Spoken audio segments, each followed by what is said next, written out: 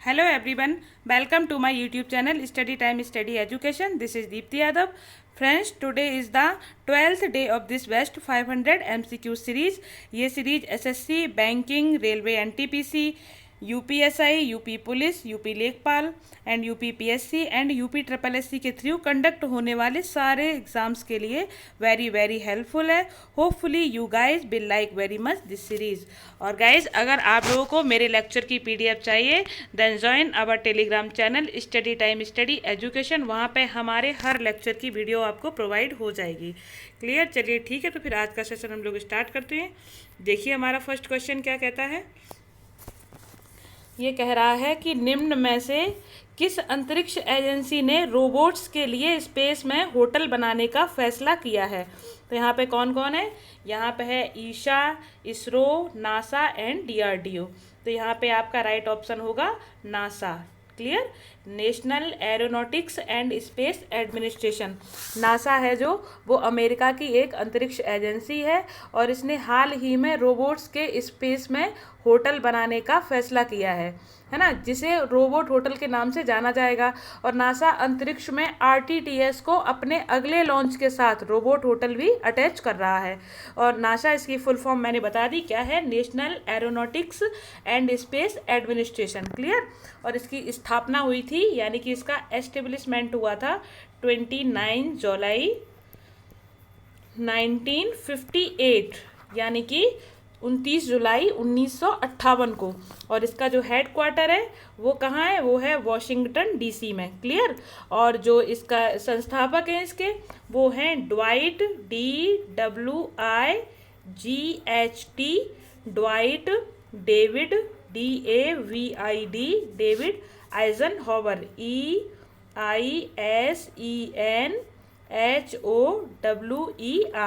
Dwight David Eisenhower.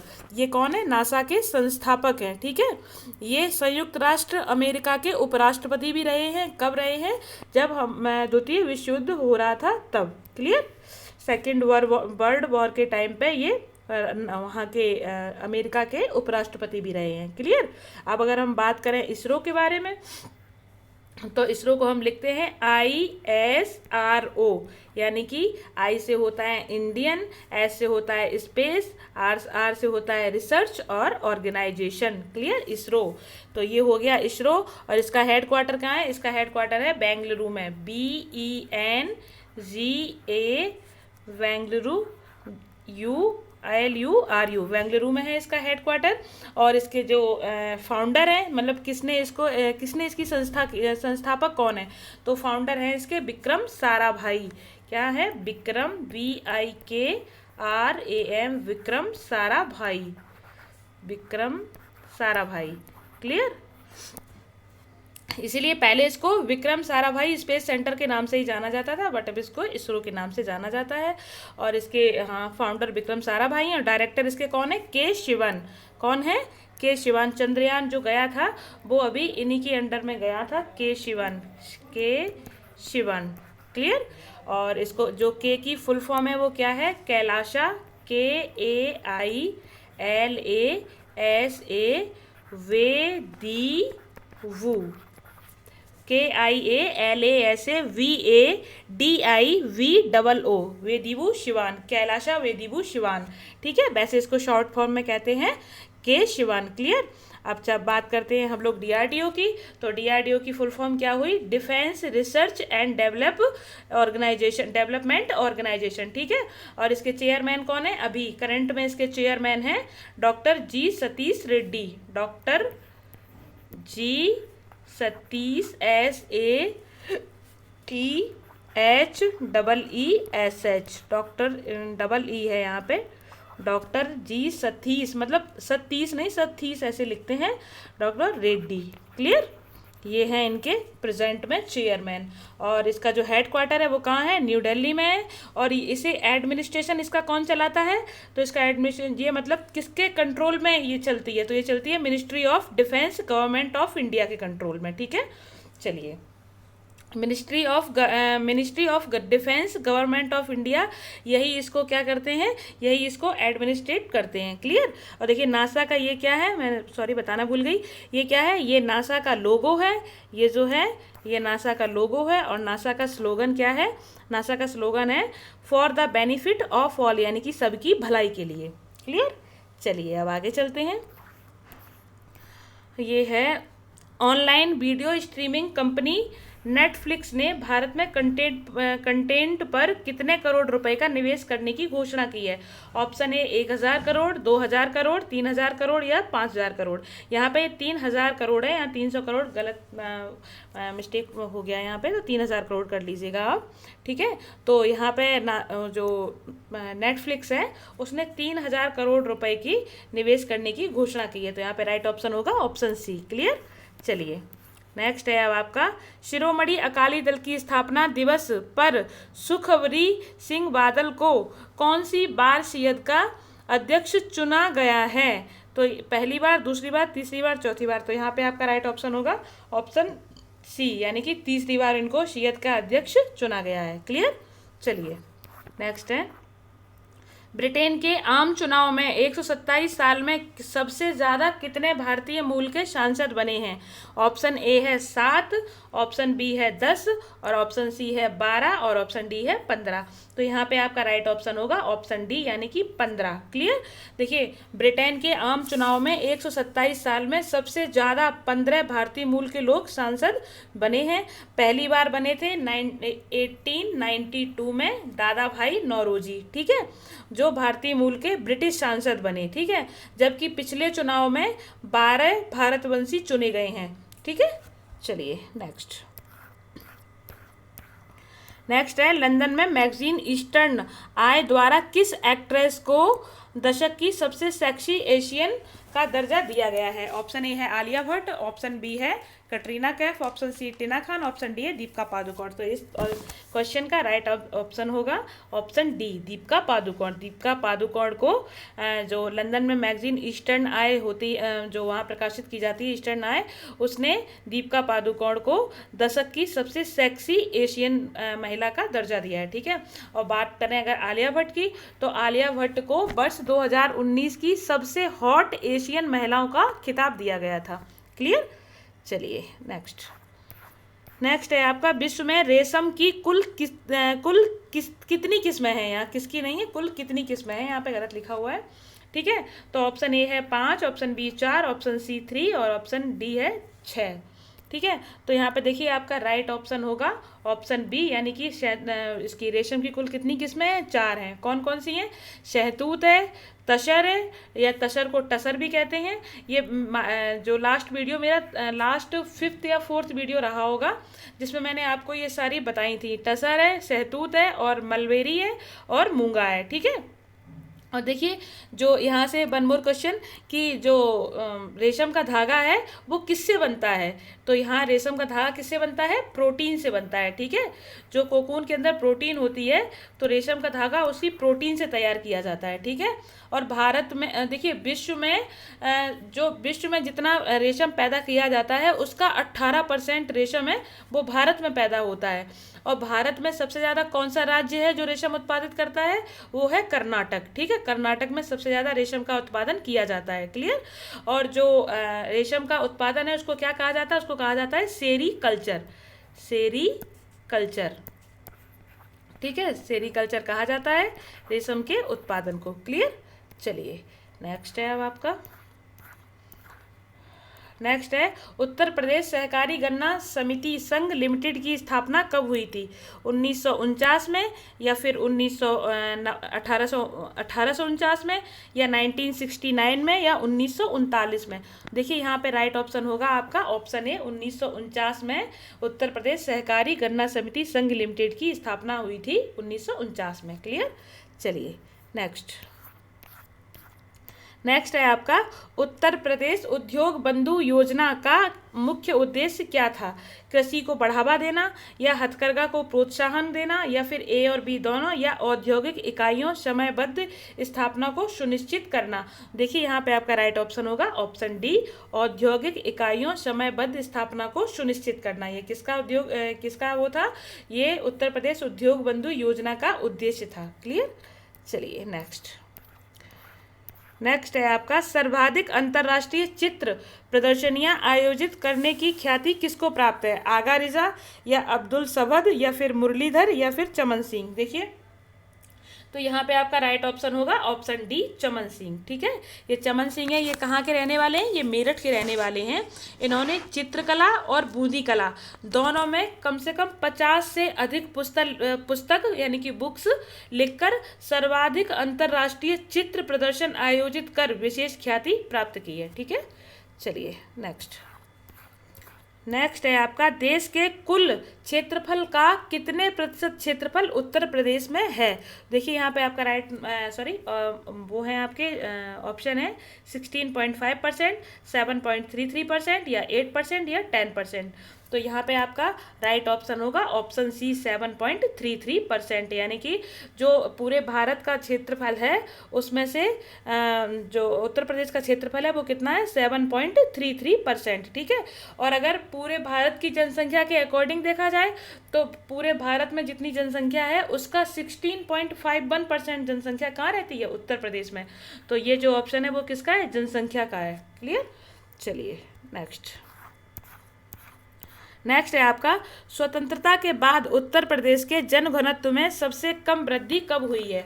1921 से 1931 में, या 1951 से 1961 में, या 1981 से 1991 में, या कभी नहीं। देखिए यहाँ पे आपका राइट ऑप्शन होगा ऑप्शन बी 1951 से 1961। स्वतंत्रता के बाद उत्तर प्रदेश के जनघनत्व में सबसे कम वृद्धि 1951 से 1961 के दशक में देखी गई है। क्लियर? चलिए नेक्स्ट बताते हैं। सर्वाधिक लिंगानुपात है किसका है? हिंदू का है, या ईसाई का है, या पारसी का है, या सिख का है? तो यहाँ पे आपका राइट ऑप्शन होगा ऑप्शन बी, ईसाई। यहाँ पे ये देखिए ऑप्शन आपको दिख गया है। ठीक है, तो यहाँ पे आपका राइट ऑप्शन होगा ऑप्शन बी, ईसाई। ठीक है, और जो अगर देखा जाए कि इसमें कितना है सर्वाधिक लिंगानुपात, यानी लिंगानुपात कैसे देखते हैं? सेक्स रेशियो कैसे चेक किया जाता है कि 1000 मेल पर नंबर ऑफ फीमेल कितना है? तो अगर देखा जाए इनका पारसी का ईसाई का, तो इनका कितना है? 1000 मेल पे इनके 968 फीमेल हैं। ठीक है, कितने हैं? 968 फीमेल। और सबसे कम किसका है? सबसे कम सिख धर्म का है। उनके कितने हैं? उनके 1000 मेल पे 877 फीमेल हैं। ठीक है, सबसे कम है इनका सिख का, और सबसे ज़्यादा किसका है? ईसाई का। क्लियर? चलिए नेक्स्ट चलते हैं। नेक्स्ट है देश में सर्वाधिक स्लम आबादी वाले राज्य हैं। ठीक है, कौन से? मेरठ, आगरा, कानपुर, या फिर महाराष्ट्र, आंध्र प्रदेश, पश्चिम बंगाल, या मिजोरम, मेघालय, मिजोरम, रायपुर, या फिर भोपाल, दिसपुर, कोहिमा। तो देखिए यहाँ पे आपका राइट ऑप्शन होगा ऑप्शन बी, महाराष्ट्र, आंध्र प्रदेश और पश्चिम बंगाल। स्लम आबादी में भी वो लोग होते हैं, अब I am not sure, but आप लोग एक बार देख लीजिएगा। फिर भी जितना मुझे आ रहा है कि मुझे याद है कि यही याद है कि जो लोग झुग्गी झोपड़ियों में रहते हैं, जिनके पास अपने रहने के लिए मकान नहीं है, या हैं भी हैं तो काफ़ी कंजस्टेड जगह में रहते हैं, उन्हीं को शायद स्लम कहते हैं। ठीक है, ये पहले एक मूवी आई थी ना स्लम डॉग करोड़पति, तो मैंने उसी से मुझे कुछ याद आ रहा है, तो शायद ये वही लोग हैं। ठीक है, और अगर देखा जाए कि सर्वाधिक स्लम कैसे हैं? सर्वाधिक स्लम आबादी वाले राज्य हैं, और सर्वाधिक स्लम आबादी वाले ज़िले देखें तो वो कौन से हैं? मेरठ, आगरा और कानपुर। तो यहाँ पे अगर ज़िले पूछे जाते तो कौन सा ऑप्शन सही होता? तो ऑप्शन सही होगा आपका ऑप्शन ए सही होता, बट अभी कौन सा सही है? Option B, Maharashtra, Andhra Pradesh and Paschim Bengal, क्योंकि यहाँ पे राज्य पूछे हुए हैं। क्लियर? चलिए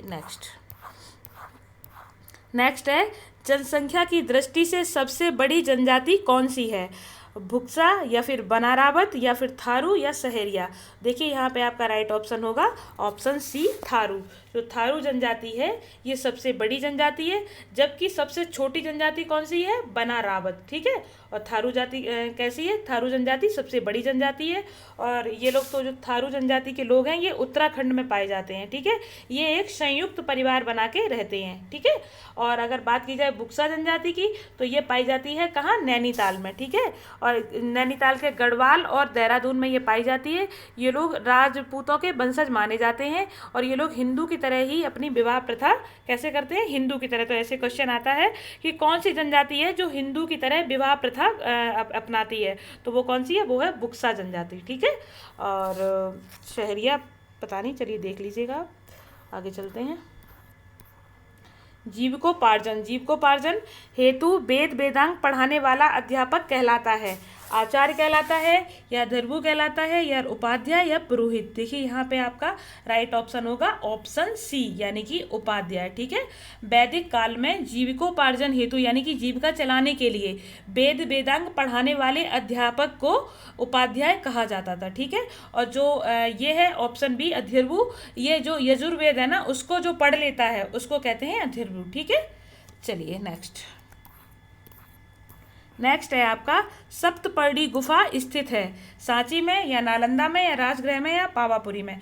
देखिए ये सप्तपर्णी गुफा है, ये स्थित है आपकी राजगृह में। ठीक है, जो सप्तपर्णी गुफा है इसी के जो सप्तपर्णी गुफा राजगृह में स्थित है, इसी गुफा में प्रथम बौद्ध संगीति का आयोजन किया गया था। कहाँ पे, पावापुरी में, जिसे पावा भी कहा जाता है।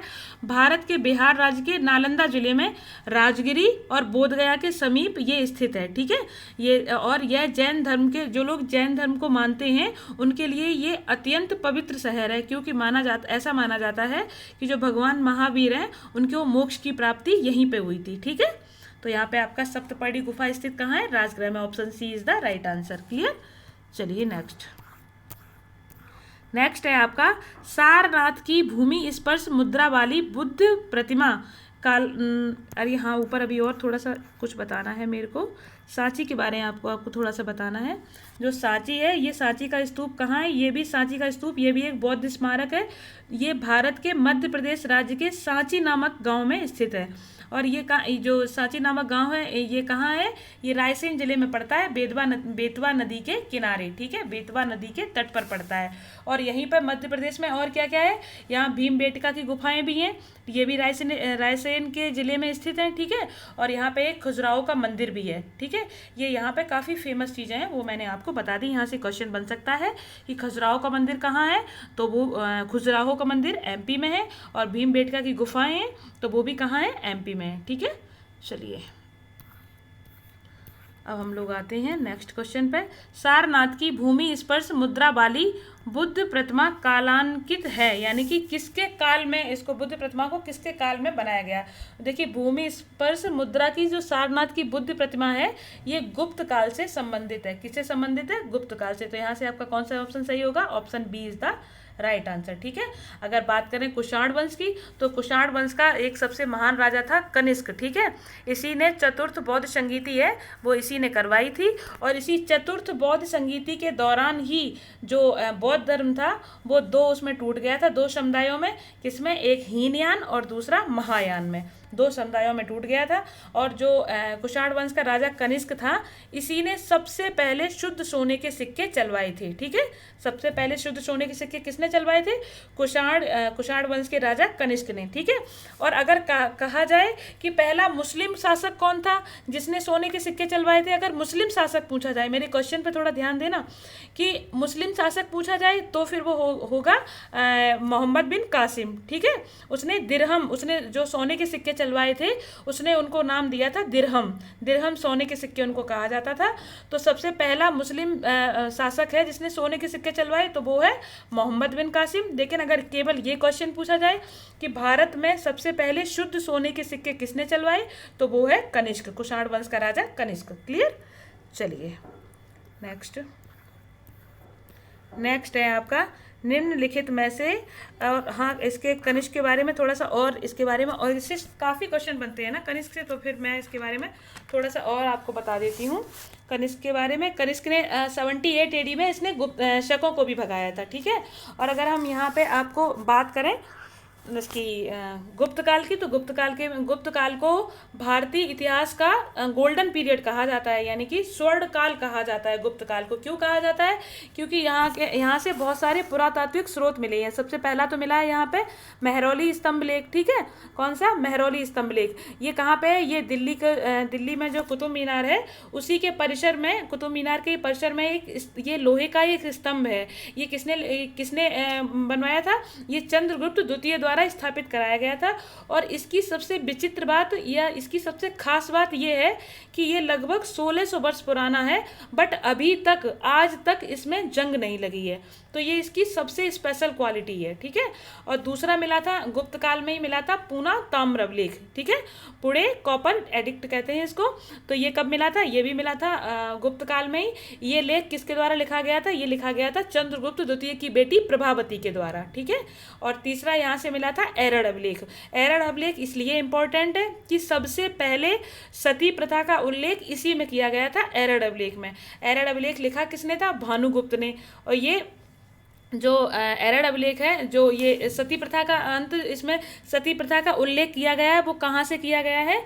जो रामगुप्त था, जो यानी का गुप्तों का ही राजा हुआ है रामगुप्त, उसी का एक सेनापति था गोपराज, ठीक है। तो उसी गोपराज की पत्नी ने पहली बार सती प्रथा मतलब पहली बार सती हुई थी वो, तो तभी से भानुगुप्त ने उसका एरड़ अभिलेख में उसका वो किया है। तो मतलब सबसे पहले अगर पूछा जाए कि सबसे पहले सती प्रथा का उल्लेख किस अभिलेख में मिलता है, तो वो है आपका एरड़ अभिलेख। ऐसे लिखते हैं एरड़ अभिलेख, या फिर इंग्लिश में लिखते हैं एरन, ठीक है। इस तरीके से इसको लिखते हैं, ठीक है। और चौथा यहाँ से मिला है इलाहाबाद स्तंभ लेख। जो इलाहाबाद स्तंभ लेख है, इसमें क्या है? इसमें ये गुप्त काल में समुद्रगुप्त से संबंधित है। जो गुप्त काल था उसमें जो समुद्रगुप्त राजा हुआ है, तो ये उससे संबंधित है, ठीक है। और इसके अलावा यहाँ से मिला है जूनागढ़ अभिलेख। जूनागढ़ अभिलेख है, ये ओरिजिनली तो रुद्रदामन का था, यानी कि इसको ओरिजिनली किसने लिखवाया था? रुद्रदामन ने लिखवाया था। लेकिन गुप्त काल में स्कंदगुप्त ने सुदर्शन झील को दोबारा मरम्मत करवा लिया, तो इसीलिए उसने अपना नाम इसी जूनागढ़ अभिलेख पे लिखवा दिया, ठीक है। और जो ये सुदर्शन झील है, ये कहाँ है? ये है गिरनार पर्वत पर। और गिरनार पर्वत कहाँ है? तो गिरनार पर्वत है गुजरात में। क्लियर? चलिए, अब यहाँ से जितने क्वेश्चन बनते थे इस क्वेश्चन से मैंने आपको क्लियर करा दिए। अब आप लोग देख लीजिएगा। चलिए, निम्नलिखित में से कौन सा धर्म विश्व विनाशकारी प्रलय की अवधारणा में विश्वास नहीं करता है? तो ये बौद्ध धर्म है, या जैन धर्म है, या हिंदू धर्म है, या इस्लाम धर्म है? देखिए, यहाँ पे आपका राइट ऑप्शन होगा ऑप्शन बी, यानी कि जैन धर्म। जो जैन धर्म है, ये ना ही ईश्वर की कल्पना करते हैं, ना ही ये मानते हैं कि ईश्वर की कल्पना, और ना ही ये मानते हैं कि सृष्टि की रचना की गई है, यानी कि जगत की रचना की गई है, नहीं मानते। उनके अनुसार क्या है कि संसार नित्य और शाश्वत है, ये हमेशा से चलता आया है और आगे भी चलता इसी तरीके से चलता चला जाएगा। तो इनके अकॉर्डिंग कोई प्रलय नहीं हो सकती है, ठीक है। और जैन धर्म के कुल कितने तीर्थंकर हुए हैं? तो जैन धर्म के कुल 24 तीर्थंकर हुए हैं, जिसमें प्रथम तीर्थंकर थे वो थे ऋषभदेव। और जैन धर्म का वास्तविक संस्थापक किसको माना जाता है? महावीर स्वामी को माना जाता है। क्लियर? जैन धर्म का वास्तविक संस्थापक माना जाता है महावीर स्वामी को। अगर बात की जाए बौद्ध धर्म की, तो बौद्ध धर्म मैंने अभी बताया था कि जो चतुर्थ महासंगीति हुई थी राजा कनिष्क के काल में, तो उसमें बौद्ध धर्म 2 कालों में बट गया था। 2 उसमें बट गया था, एक हीनयान में, एक महायान में। जो हीनयान के लोग थे, ये लोग मूर्ति पूजा को नहीं मानते थे। इनके लिए ना कोई तीर्थ स्थल बना ना, जब भाई ये मूर्ति पूजा को नहीं मानेंगे तो इनके लिए कोई तीर्थ स्थान भी नहीं होगा। ये लोग रहते कहाँ हैं हीनयान वाले लोग? ये लोग म्यांमार, श्रीलंका और इंडोनेशिया में मिलते हैं, ठीक है। और जो महायान वाले थे, ये लोग बुद्ध की मानव रूप में मूर्ति बनाकर उसकी पूजा करते हैं। इन लोगों के 4 तीर्थ स्थान हैं। कौन कौन से? एक तो लुम्बिनी है, दूसरा बोध गया है, तीसरा सारनाथ है, और चौथा कुशीनगर है, ठीक है। और बौद्ध धर्म के अनुसार पूजा स्थलों को क्या कहा जाता है? चैत्य कहा जाता है। क्या कहा जाता है? चैत्य, ठीक है। पूजा स्थलों को क्या कहा जाता है? चैत्य कहा जाता है। चलिए नेक्स्ट। नेक्स्ट है, निम्नलिखित में से कौन सा आरंभिक जैन साहित्य का भाग नहीं है? भेरी गाथा, या आचारंग सूत्र, या फिर सूत्र कृतांग, या फिर बृहद कल्प सूत्र। तो देखिए यहाँ पे आपका राइट ऑप्शन होगा ऑप्शन ए, भेरी गाथा। ये है, ये जो जैन साहित्य का भाग नहीं है, बाकी ये तीनों हैं ये जैन साहित्य का भाग है। क्लियर। चलिए नेक्स्ट चलते हैं। आपका सार्थवाह किसे कहते हैं? दलालों को, या व्यापारियों के काफिलों को, या महाजनों को, या तीर्थयात्रियों को। तो यहाँ पे आपका राइट ऑप्शन होगा ऑप्शन बी, व्यापारियों के काफिलों को। देखिए मौर्य काल में व्यापारियों के काफिले या व्यापारियों के कारवां को सार्थवाह की संज्ञा सार्थवाह कहा जाता है। इसका उल्लेख कौटिल्य द्वारा, जो एक कौटिल्य ने पुस्तक लिखी है अर्थशास्त्र, उसमें मिलता है। ठीक है। चलिए नेक्स्ट बताते हैं। नेक्स्ट है आपका, निम्नलिखित में कौन सा या कौन से लोक निर्माण में निवेश के रूप में जाना जाता है? किसको जाना जाता है? राजस्व व्यय को, या पूंजीगत व्यय को, या चालू खाता को, या इनमें से कोई नहीं। तो देखिए यहाँ पे आपका राइट ऑप्शन होगा ऑप्शन बी, पूंजीगत व्यय को लोक निर्माण में निवेश के रूप में जाना जाता है। ठीक है। चलिए नेक्स्ट है आपका, निम्नलिखित में से किसको मुद्रास्फीति से सबसे अधिक लाभ होता है? पुराने सरकारी अधिकारी जिन्हें पेंशन मिलती है, या फिर जमा खाता धारण करता, या फिर ऋणी यानी कि जो लोग कर्जदार होते हैं उनको, या फिर साहूकारों को। तो यहाँ पे आपका राइट ऑप्शन होगा ऑप्शन सी, यानी कि जो कर्जदार होते हैं, किसी के ऋणी होते हैं, उनको मुद्रास्फीति से अधिक लाभ होता है। क्लियर।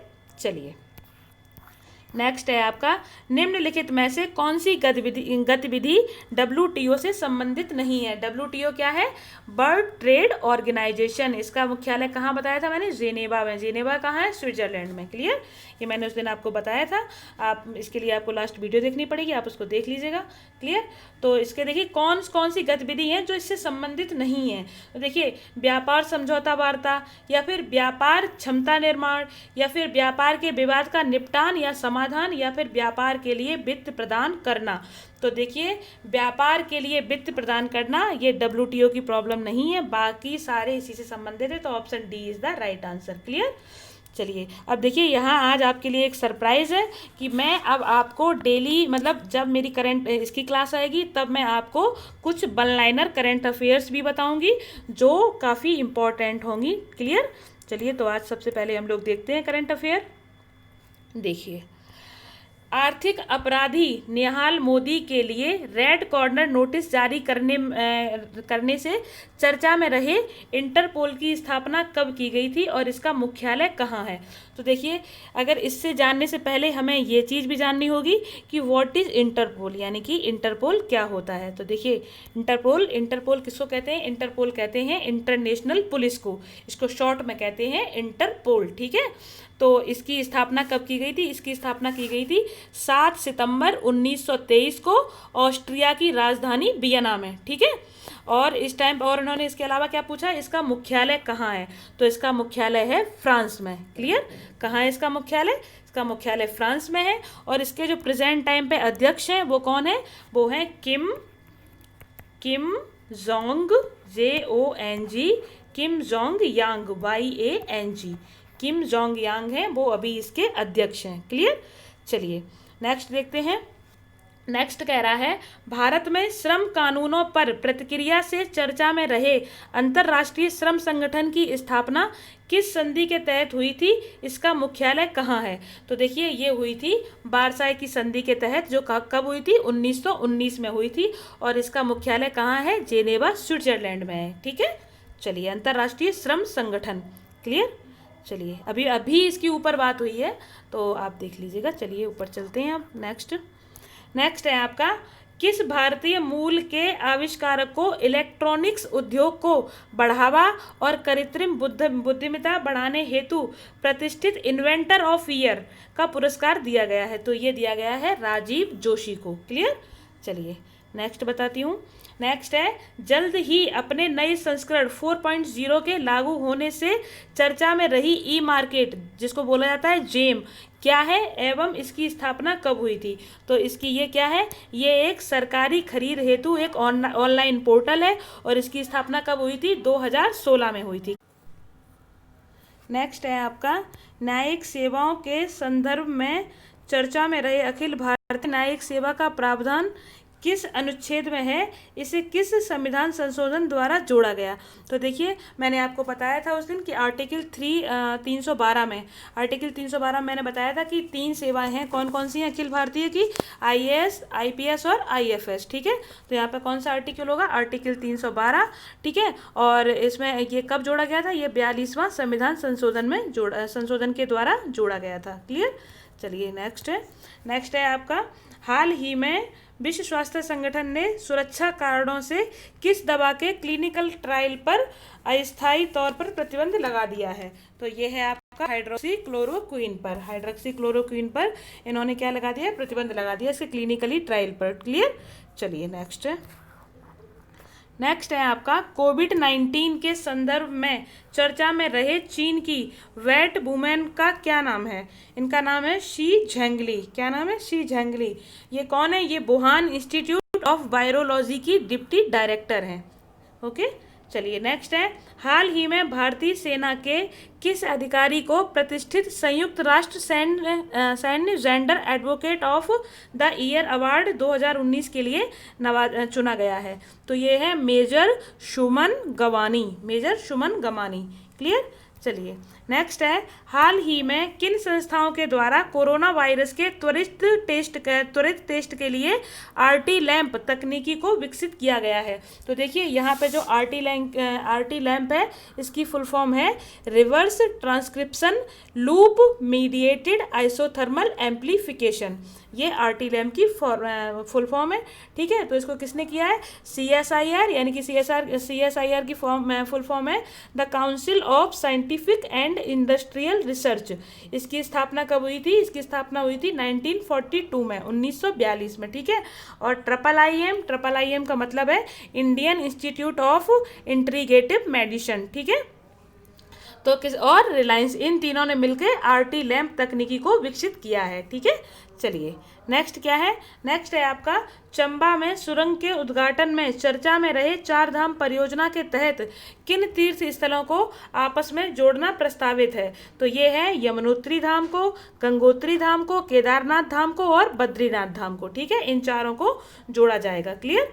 चलिए नेक्स्ट है आपका, प्रधानमंत्री मत्स्य संपदा योजना के अंतर्गत 2024-25 तक समग्र मत्स्य उत्पादन एवं प्रतिवर्ष औसतन वृद्धि दर कितनी निर्धारित की गई है? तो देखिए, यहाँ सबसे पहले क्या पूछा गया है? 2024-25 तक समग्र मत्स्य उत्पादन, तो कितना उत्पादन होगा? 220 लाख मीट्रिक टन। सेकंड पूछा गया है कि प्रतिवर्ष औसतन वृद्धि दर कितनी होगी? तो वो होगी यहाँ पे 9%। क्लियर? चलिए नेक्स्ट है, FAO के द्वारा रेगिस्तानी टिड्डों की चेतावनी जारी करने से चर्चा में रहे हॉर्न ऑफ अफ्रीका किन देशों के समूह को कहा जाता है? तो ये कहा जाता है सोमालिया, इथियोपिया, इरिट्रिया और जिबूती। यहाँ ये काफ़ी इंपॉर्टेंट क्वेश्चन है, यहाँ से काफ़ी बार क्वेश्चन बनता है कि हॉर्न ऑफ अफ्रीका किसको कहते हैं? हॉर्न ऑफ अफ्रीका किन देशों के समूह को कहते हैं? तो ये आप लोग अच्छे से याद कर लीजिएगा। सोमालिया, इथियोपिया, इरिट्रिया और जिबूती के जो पूरा वो है, उसको हम क्या कहते हैं? हॉर्न ऑफ अफ्रीका कहते हैं। क्लियर? चलिए अब आपका आगे और बताती हूँ।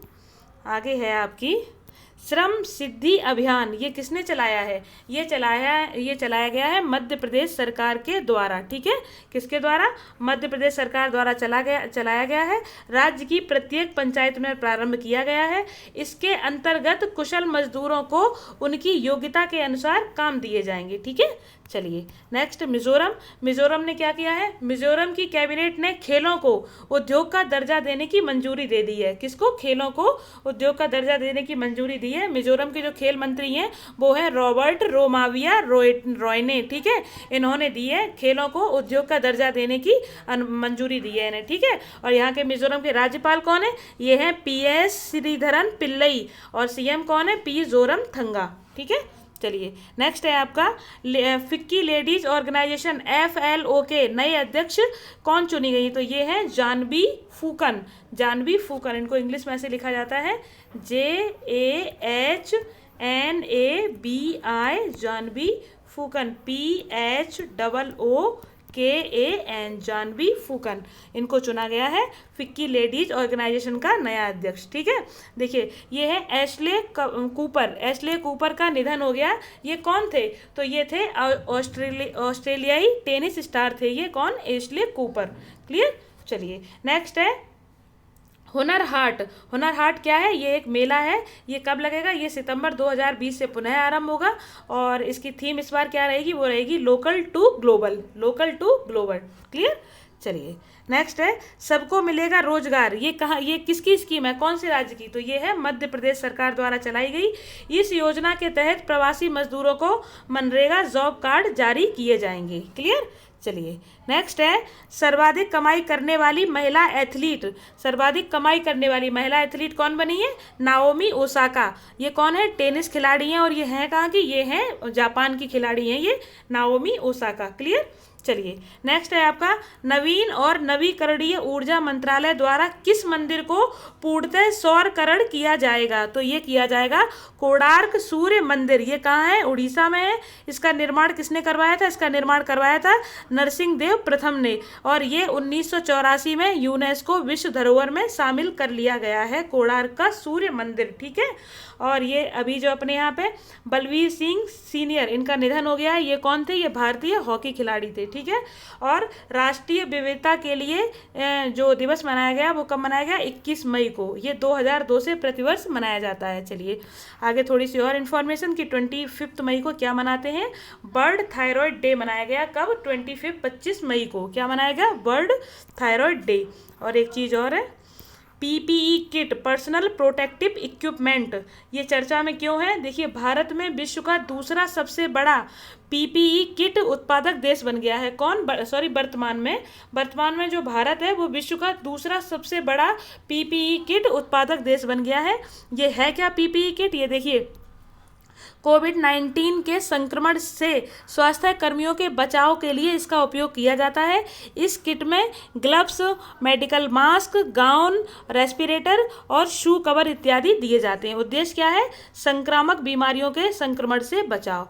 चलिए thank you so much. I hope आपको हमारा वीडियो पसंद आया होगा। चलिए बहुत सारे लोग इस चीज़ की रिक्वायरमेंट कर रहे थे कि मैम प्लीज़ करंट अफेयर डालिएगा, करंट अफेयर डालिएगा, तो इसीलिए मैंने करंट अफेयर लेना स्टार्ट कर दिया है। अगर आपको हमारा सेशन पसंद आया हो तो प्लीज़ लाइक एंड शेयर कीजिएगा और चैनल पर नए हो तो प्लीज़ सब्सक्राइब कीजिएगा।